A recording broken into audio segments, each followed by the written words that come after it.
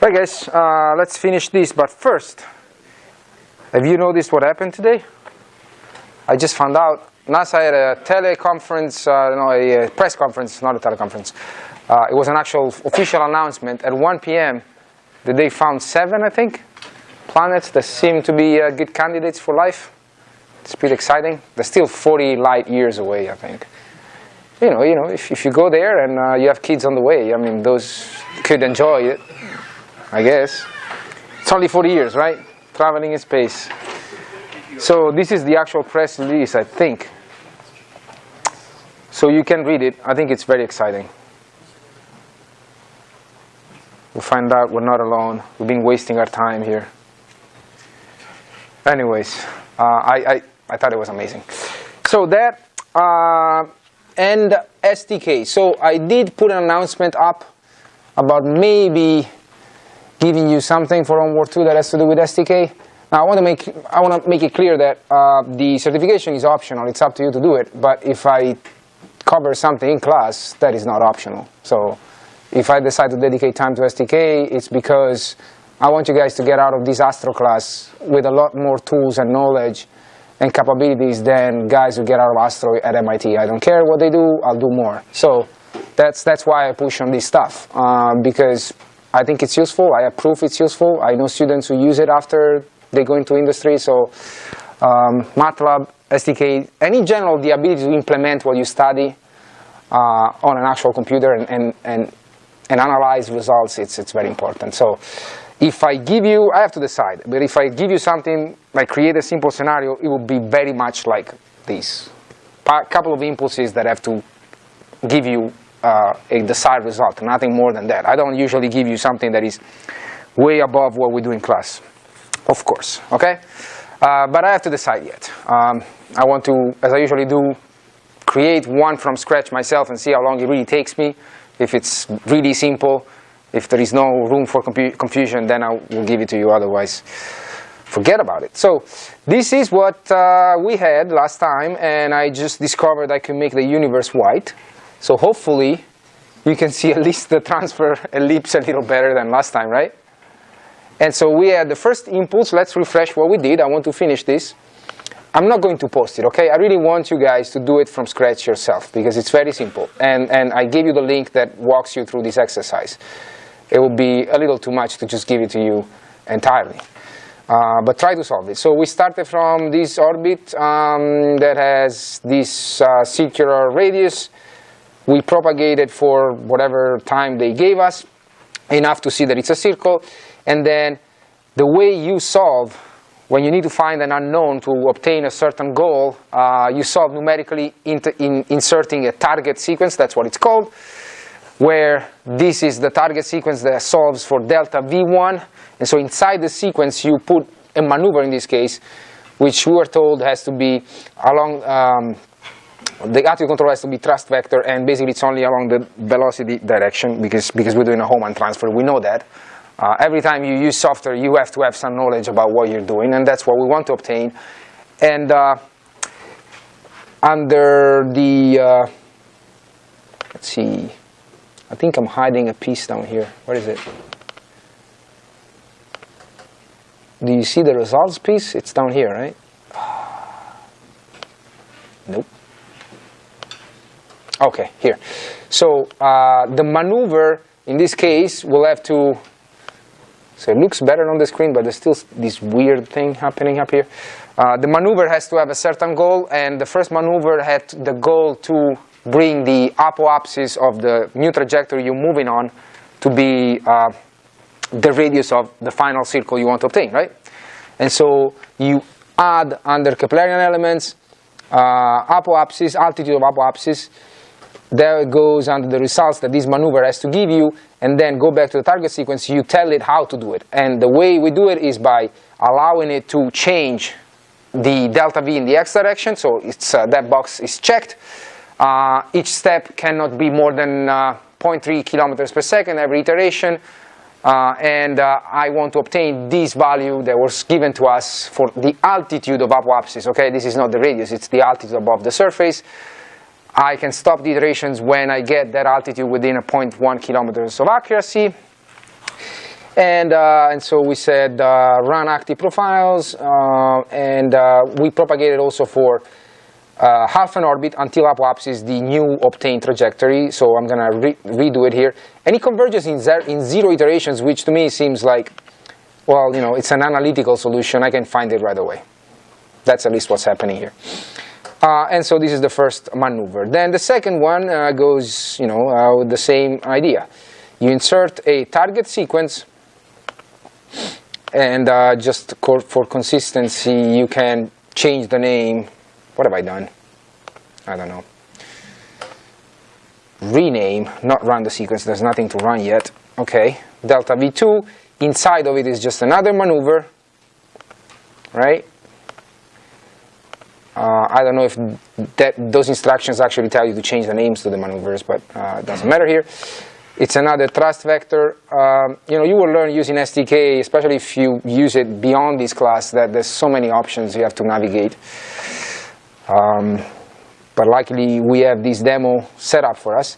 Okay, so what this maneuver has to do is, we said, I think we left off here saying, is circularize the orbit, right? I am already at the right distance from the planet because I achieved that apoapsis. So all I have to do is change the velocity in that location so that it corresponds to a circular velocity, basically, instead of remaining on the ellipse. So I'm going to add eccentricity as a result.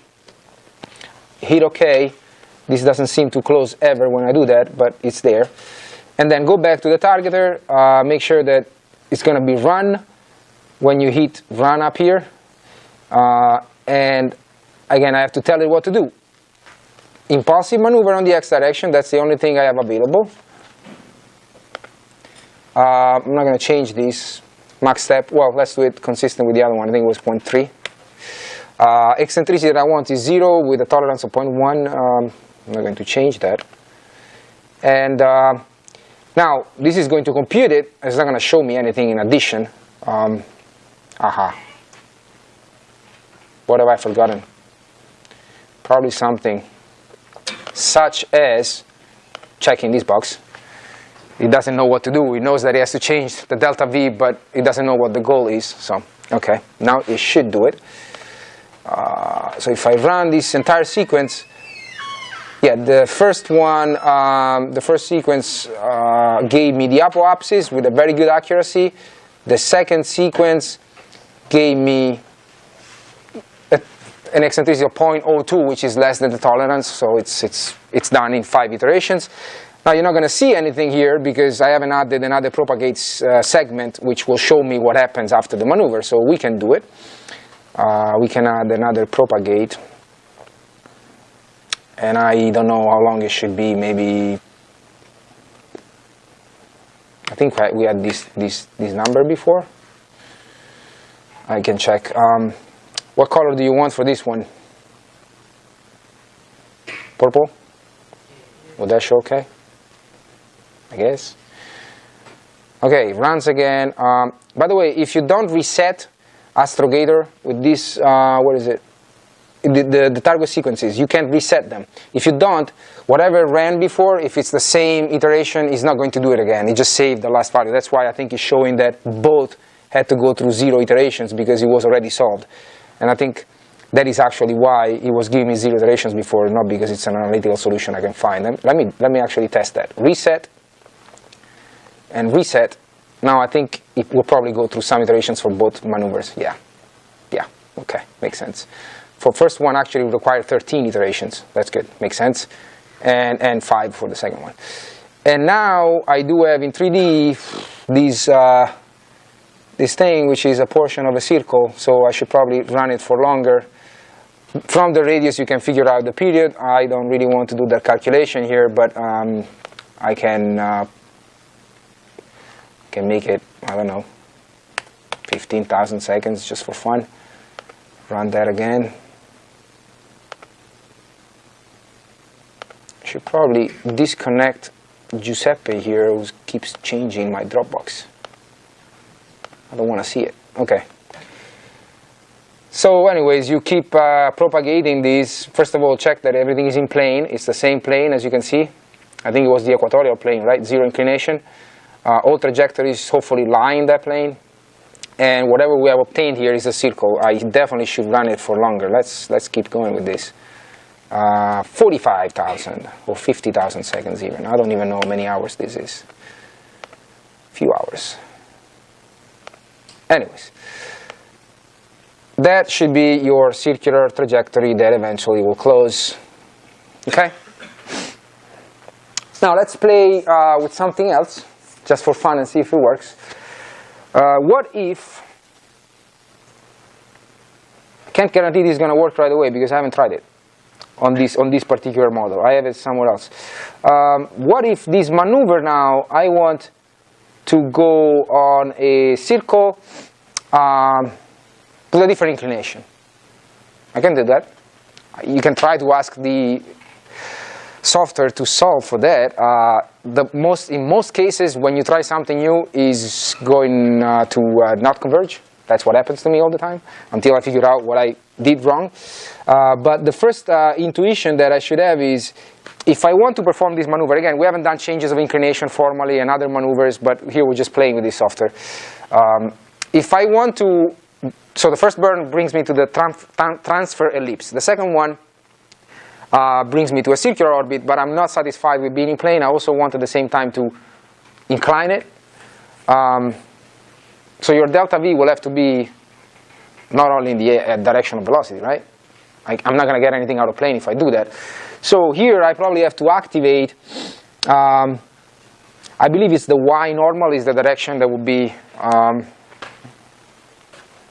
so if this is your planet, and this is your trajectory, portion of the trajectory position right now, I think STK is calling the X the direction of velocity, whatever that is, right? And I think it calls, if I'm not mistaken, Z is pointing to the planet, actually. And so the Y is that component that you need to go out of plane. We'll try. I think that's what they mean by normal and co-normal. And so I'm going to enable that and add one more result in here that I want to obtain. And I'm praying that it's going to work. So I'm going to add the inclination too. Okay, now I have two things that I want to obtain. I want to obtain a change of eccentricity. I want to drive it to 0. And I will define what the inclination has to do, which has to be in here. Now I'm going to activate that component as well. I allow the solver to look for a delta V that is along velocity and also normal. And I need to enable the inclination. And I don't know, let's do 10 degrees, just to try.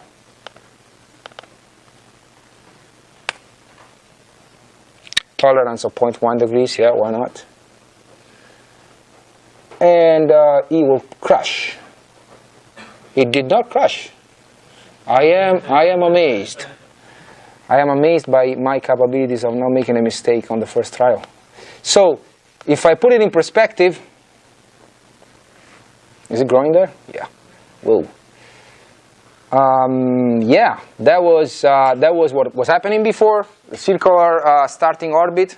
Do we see it? The transfer ellipse that is coming at us, and then the circular one, but now has an inclination of non-zero, 10 degrees. It said it converged, so there should be 10 degrees. I mean, you can draw axes, the ECI axis in SDK. You can have all that stuff. It will just make your view very cluttered, and it's not usually convenient. But you can have axes and vectors and directions in space. So most likely it will be something like this. Does this seem reasonable as an exercise? Something along these lines, adding a few impulsive burns and telling this burn has to do this to my orbital parameters. It should be not too big of a deal. As I said, if you continue with Aerospace Design 1, we'll do a lot of work on Astrogator. Not only with impulsive maneuvers, probably. It's a very powerful tool. Questions, concerns? Have you tried to finish this by yourself? You're definitely going to try. Okay? The Hohmann one at least. And then feel free to play. Change the orbital parameters that you want to try. What I was doing yesterday, when I thought about doing this, I was trying to actually go on a parabolic trajectory with a second delta V, and I entered eccentricity 1. Do not ask me why. I couldn't get it to work. The trajectory was going inside the planet. Maybe I just chose the wrong combination of periapsis and apoapsis and eccentricity to one. It will actually, you could get trajectories that go inside the planet if you don't choose them right. So I kind of gave up on that because I didn't have time. But you could try to also obtain hyperbolic trajectories with the second delta V or other types of trajectories. It should work, and if it doesn't work, you have to keep trying because it's a piece of software. If you don't set it up right, it's not going to work. So this seems to be a pretty high delta V here, right? 1.4 in one direction, 0.5 in the other direction, and the first one was also pretty high, 2.5. If you go back to the examples we have seen, between the two, this is probably taking, I don't know, 70–80% of your spacecraft mass. So that's what happens. Can we close these and move on? Think so, right? Okay. So I do need these up, actually, for this plot. But we'll see if I need more space on the board. So let's generalize now the two impulse burn that we've seen between two circles to actually start from an ellipse and go to an ellipse, because you can do that as well. So I have to draw this scenario here, hopefully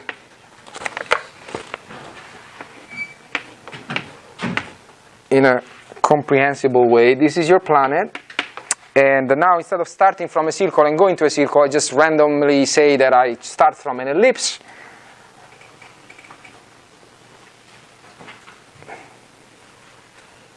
And I'm going to a bigger ellipse. Now, the discussion that we'll have is general. So the fact that I have apoapsis and periapsis of these ellipses on the same side as this one, it's just because I chose to draw it this way, but it could be the other way. This could be the periapsis and this is the apoapsis, and they don't have to be on both on the left-hand side or right-hand side. Okay, so these are two generic ellipses. And we need to give a few names to these points. I have point A. I have point A prime. I have point B prime. Point B.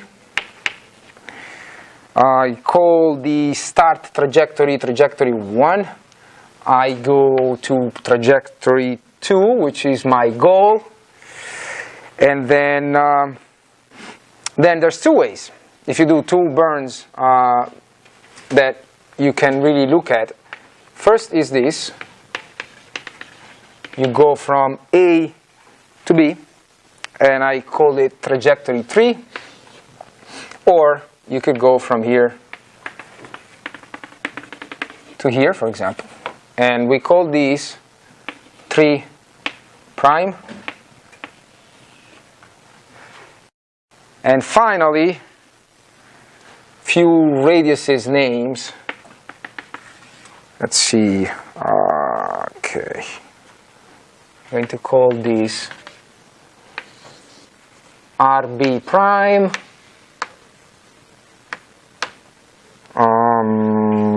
This is down here is this distance Earth to A is of course RA. This other one is RA prime, and finally this is RB.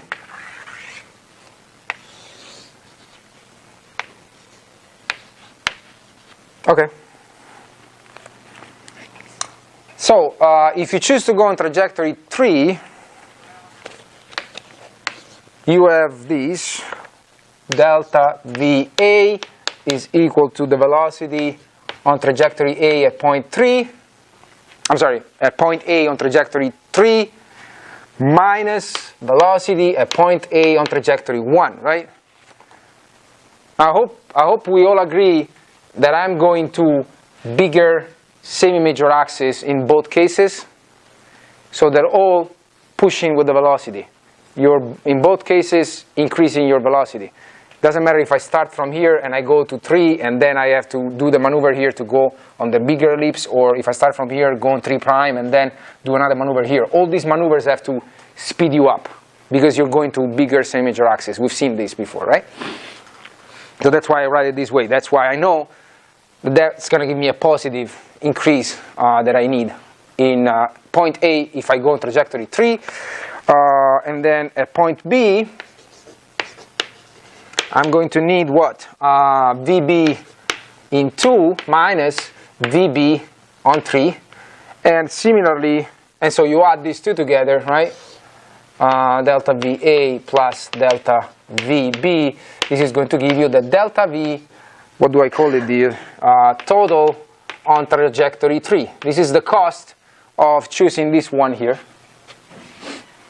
And again, this is generic. So the fact that RA prime looks bigger than RA in this sketch, it could be the other way. I'm not, in my calculations, I'm not assuming anything. I just have to have a sketch as a reference.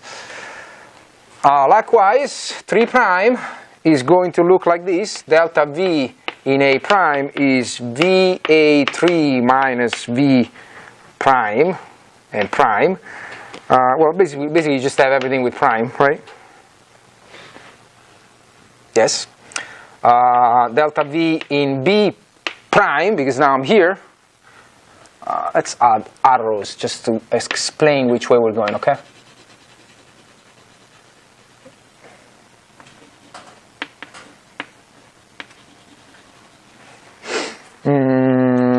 Delta VB prime is velocity in B prime on trajectory 2 minus velocity B prime on trajectory 3 prime, and of course you add them together.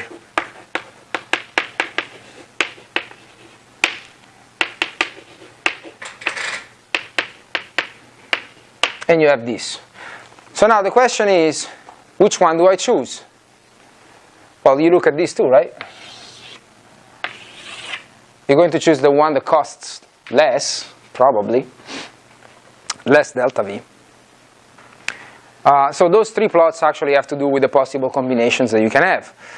Now, I have the symbolic expressions for those delta V's. I'm just going to give you one, then you can figure out the other ones, because it all originates from this expression.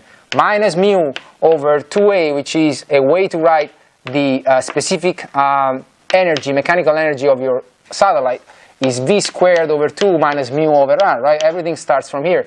So you solve for v, and you get that v is square root of 2 mu square root of 1 over r minus mu over 2a, right? Remember this? It's just inverting the energy formula. And so what you will do is you will compute the velocity at point A on trajectory 3 by substituting, let's just do it for that one. VA in 3 is what? Is square root of 2 mu over, what is the radius at A? I called it RA, minus mu. Now you have to be careful to use the correct same major axis. I am on trajectory 3. For some reason I went to 3 before doing 1. Why not? So I'm actually already looking at this one, the transfer ellipse. So the same major axis is what? RA plus RB, right? This is twice the same major axis. So that would be the velocity you need at point A to transfer to be on 3. Let's do VA1 just to complete that delta V. VA1 is something very similar. Square root of 2 mu. The position is the same. Again, it's an impulsive maneuver, but the same major axis is smaller. I am still on trajectory 1, and its same major axis is RA plus RA prime. And then subtraction of the two gives you the first delta V. Yes? Did you not pull out the mu for the FV? Oh yeah, I did not pull up the mu here and there. Thank you. I did here. Thank you. Yes, correct your notes. Yeah, the mu is taken care of by just putting it outside. So you would do the same for B, you would do the same for these other 2 points, and you compute all these expressions. And so someone writing this book took the time to look at possible combinations that you can have among all these distances, the radiuses RA, RA prime, RB, RB prime, and they are plotting in these 3 examples the ratio of this delta V over this delta V. Delta V total on 3 prime over delta V total on 3. And if we were just looking at fuel consumption, anytime this is greater than 1, you would choose which trajectory? If this ratio is greater than 1, right? It can happen that you choose these distances. You are given an initial ellipse and a final goal ellipse, such that by doing all these calculations, this delta V over this delta V gives you something greater than 1. So which one would you choose? The 3, right? Why would you choose the 3 prime? It's more expensive. If I'm only looking at fuel consumption, right? I don't know how much time it takes me to fly over this and over this. But that means that delta V tot 3 prime is greater than delta V tot 3. So it costs me more fuel. And vice versa. If it's less than 1, then you want to go with the 3 prime. So that's what those plots are discussing, the possible combinations. And they just chose some example numbers, but you can, you don't have to stick to that. This is valid in general. So, but let's start from plot A, this one. So on the x-axis for all of them, you have the ratio between RB and RA. So the ratio between this value and this value. So everything is normalized with basically RA. And on the y, you have RB prime over RA, which is this distance from Earth to this point, normalized with RA. And then the first plot is the case where RA prime is greater than RA. Happens to be 3 there, but it still works in general. If you want to bother creating these contour plots, you can see that it still works for 4, for example, which means that this is actually the apogee or apoapsis of the start ellipse. Okay? So this is actually further away from Earth than this point. That's the case right there. So in that particular configuration, it doesn't matter what RB or RB prime are doing. In other words, this could be bigger than RB prime, or RB prime could be bigger than RB. It doesn't matter at all the shape of the outer ellipse. What do you see in this plot? Remember, these are contour plots that give you the ratio of delta V3 prime over delta V3. I only see numbers greater than 1. So you don't want to be on which trajectory? If you have to transfer from this ellipse and you have to go to a bigger ellipse, and again you have to choose between the top and the bottom, which one would you go to if that's your situation? Plot A. Top one, because the delta V of the bottom one is greater than the delta V on the top. And it doesn't matter, again, the shape of the outer ellipse. These RB and RB prime. Remember, this is all just normalized, okay? You could just look at the x-axis as RB and the y-axis as RB prime. It's just that they created the plots normalizing things. So even these are normalized numbers, right? They have no dimensions because it's a ratio of 2 delta V's. But the bottom of this is, the bottom line is, again, it doesn't matter what the outside ellipse looks like. You're still going to spend more fuel if you have this point as being the apoapsis and being on trajectory 3 prime. So you don't want to leave at the apoapsis. That's the bottom line, really. You don't want to start from here. You want to start from this point.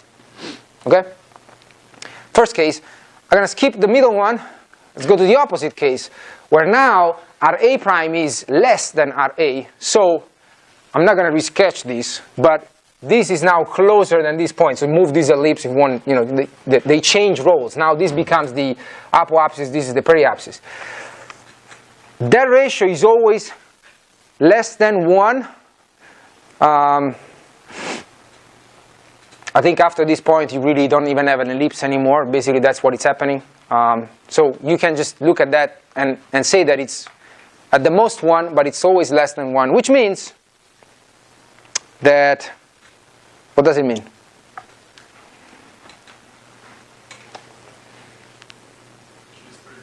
Three prime is good. 3 prime is good, but now you're starting again at the closest point. So if I combine the observations from those 2 cases, the conclusion is that I cannot care less about what the outer ellipse looks like, if this is closer than this or not.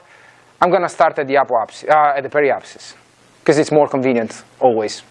Does it make sense? You can verify this in STK. It's easy to set up this.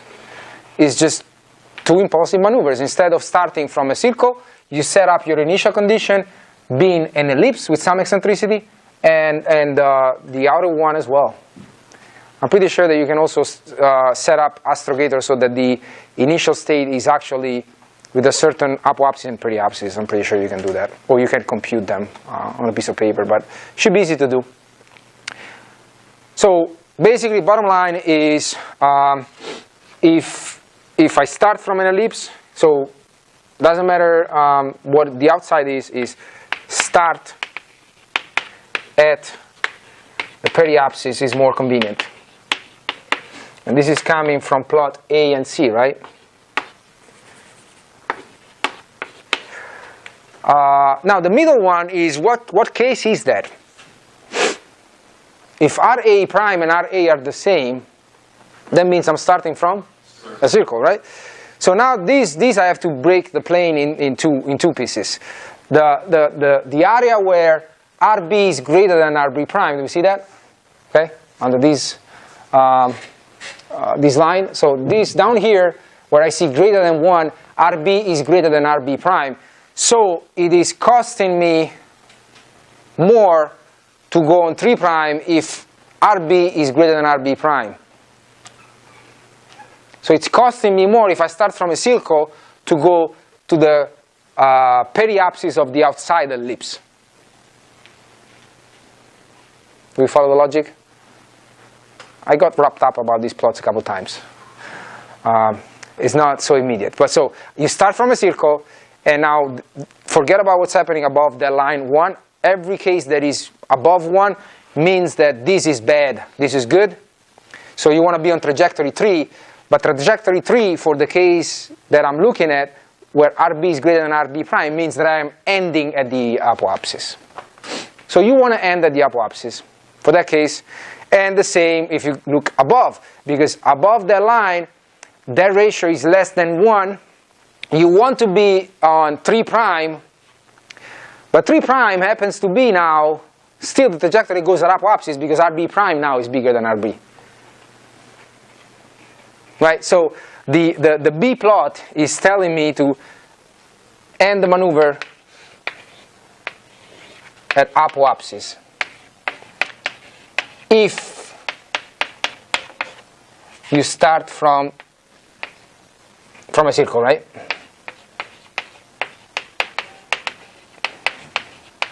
From circle. So if you don't start from a circle, the rule is you start your delta V, your maneuver at periapsis. It doesn't matter where you're going to end up on the outside ellipse. That's the more convenient. If instead you started from a circle, you need to end at the apoapsis of the outside ellipse. So this is just a generalization of the two-Bern-Hohmann transfer. This is still called the Hohmann transfer. It's just between 2 ellipses. Nothing more than that.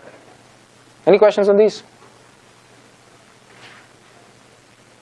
This is a very good exercise to do in STK as well.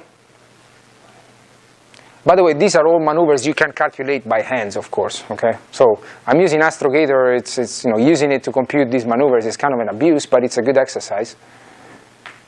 It should match what you get on paper. Yes.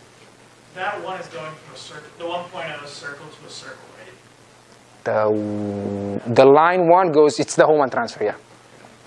So yeah, there's no periapsis, no apoapsis. Whatever you do, you can start anywhere. You end up still anywhere basically, unless you have some phasing requirements, meaning you have to be on the outer circle in a specific true anomaly, which is something we'll see, phasing maneuvers, where now you're not free to just be on an orbit, you have to be in a certain location of an orbit. Say that, this, for example, you're the space shuttle and you have to dock to the International Space Station, you are in the same exact orbit, nothing is going to happen if you don't maneuver. You just follow it at the same distance, more or less. And that's when you do phasing maneuvers, where you do a little burn, you go into an intermediate orbit that goes a little faster, and it's timed appropriately so that you eventually catch up with the second burn. But we'll see those. But yes, that's the Hohmann transfer. Now, everything I've done is going from small to big.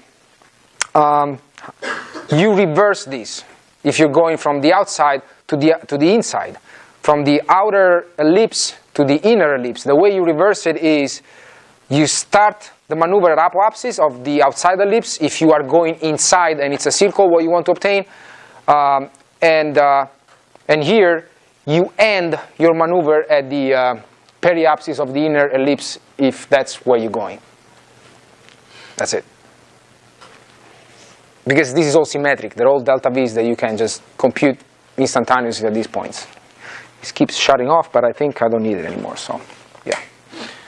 No more questions on this? I had another little problem to solve, since I really like that I shocked you with that 60% delta V, 60% mass consumption. I have 85 now. Yes. We like to waste fuel. Well, these actually will be used when we talk about interplanetary trajectories, where we actually are coming from an hyperbolic path and maybe we need to remain around the target planet, or we want to leave this planet and go on a hyperbolic path and go to Mars, for example. So I have this problem right here, which is probably on your book, where this is the situation.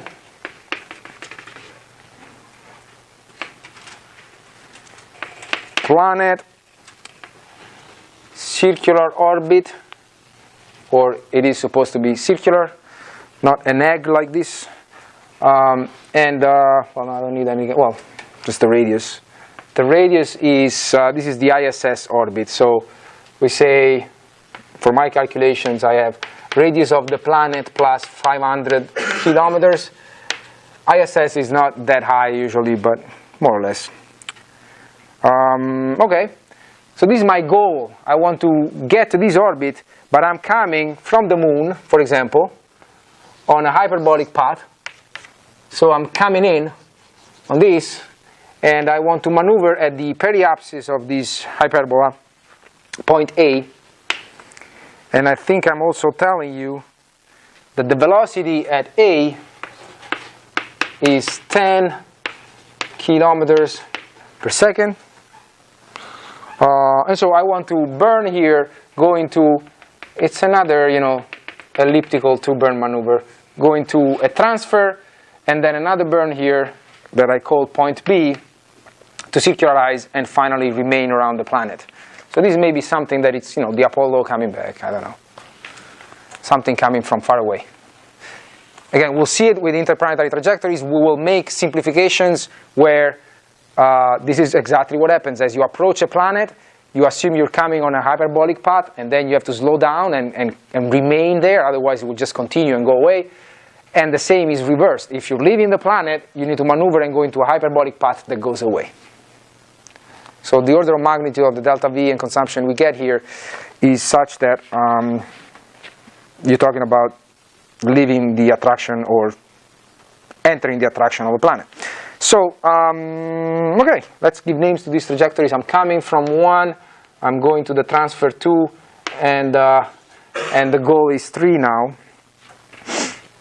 Oh, there's something missing here. The distance of point A as well is radius of the planet plus 5,000 kilometers. Yes. Okay. And so, of course, this is the same as up there, okay? RE plus 500 kilometers. And these are radiuses because I have added the radius of the planet. Okay, so velocity there. So the velocity A on 1, it's a given, okay? I gave it to you. And so the first burn is here. And now, what do you think? Is it going to be speed up or slow down? I mean, I told you already. It's probably slow down, right? The energy on a hyperbolic path is positive. You want to go to negative, keeping the same position, which is position A. You need to remove velocity. Okay?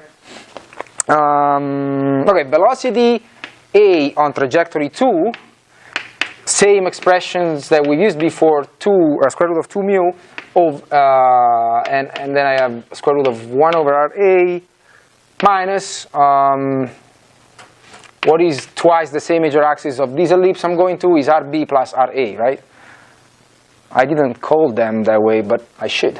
RA, and this is RB. Okay. And giving you, plugging in the numbers, I get 5.138 kilometers. Look at this, I have my notes with wrong units. Forgot the seconds. Okay. Delta VA is velocity. Now, if you want a negative, you could do this minus this. I'm not really interested in negative numbers if I end up computing the delta mass. So the delta VA as a positive, as its magnitude, I can just do VA1 minus VA2 if you want. Is this misleading if I do it this way? Would you rather have negative?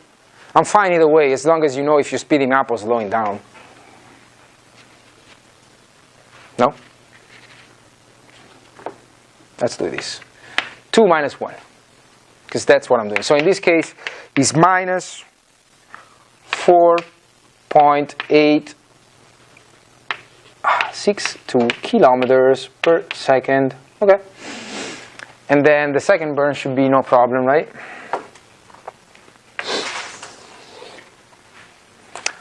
Velocity B on trajectory 2, I'm still on the ellipse, is, well, 2 mu. Now I am in position B. I have the same major axis as before, right? Agree? This is 8.4995 kilometers per second. Yeah. And VB3. So this is another slowdown, right? Do we agree? I'm going to a smaller same major axis. I'm shrinking the size of the orbit. In 3 is, do I need to do this, or you have a better expression, more compact than that? It's a circle, right? Mu over RB. It's 6129 kilometers per second. And so the delta V in B is, let's keep it negative, is minus 0.8866 kilometers per second. And so your total delta V is the addition of those two.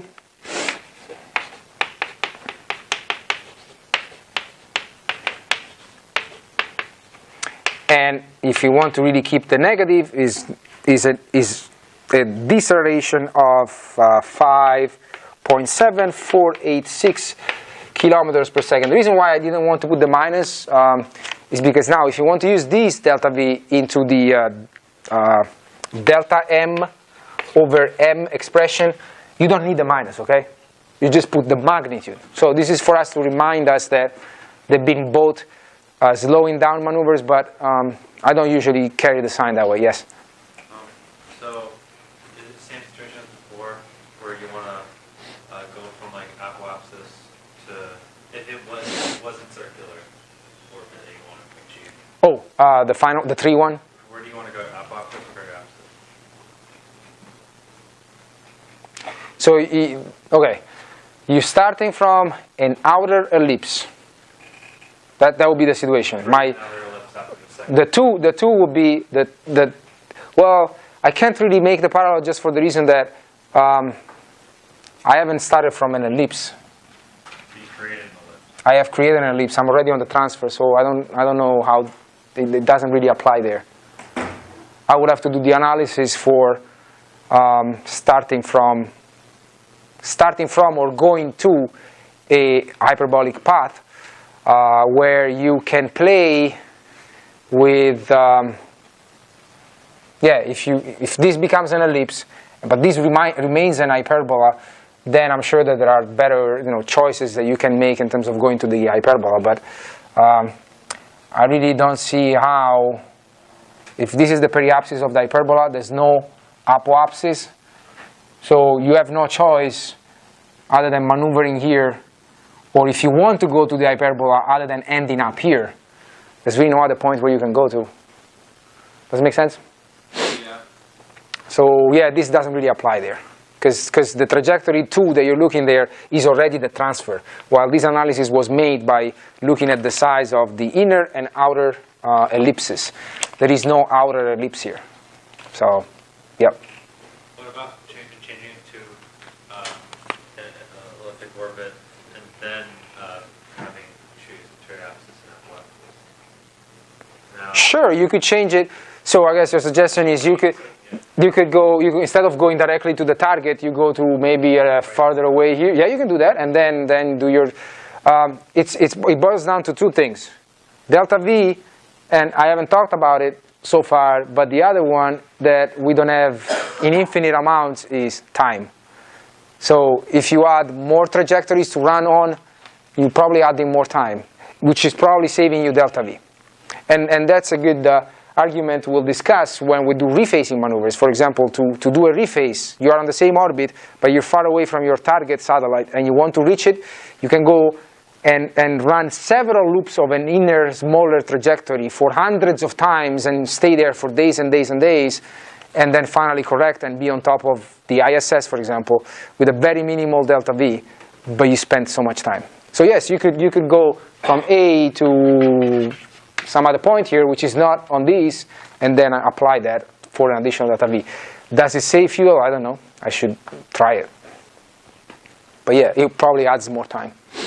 Yeah, that's a good point.